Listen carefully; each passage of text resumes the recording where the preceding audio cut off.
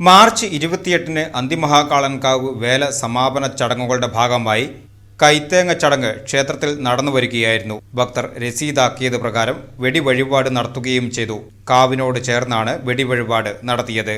ഇതിനിടയിൽ തീപ്പൊരി വീണ് കൂട്ടിയിട്ടിരുന്ന വെടിമരുന്നിലേക്കും വേണുഗോപാൽ നായരുടെ ദേഹത്തും തീ പടരുകയായിരുന്നു.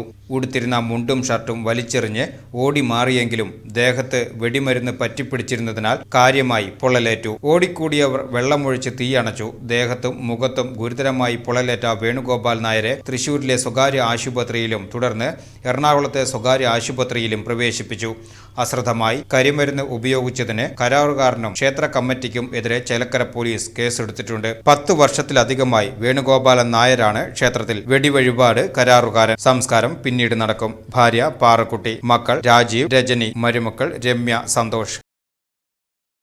നിങ്ങൾ തൃശ്ശൂരുള്ള TJM ജ്വല്ലറിയെ കുറിച്ച് കേട്ടിട്ടില്ലേ? TJMൽ ഡിസൈനർ ആഭരണങ്ങളുടെ ഒരു ഗംഭീര കളക്ഷൻ തന്നെയുണ്ട്, അതും നിർമ്മാണ വിലയിൽ.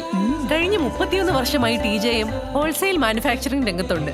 അതുകൊണ്ട് ധൈര്യമായി വിശ്വസിക്കാം. TJM ഗോൾഡൻ ഡയമണ്ട്സ്, പുത്തൻപള്ളിക്ക് പിൻവശം, പള്ളിക്കുളം റോഡ്, തൃശൂർ.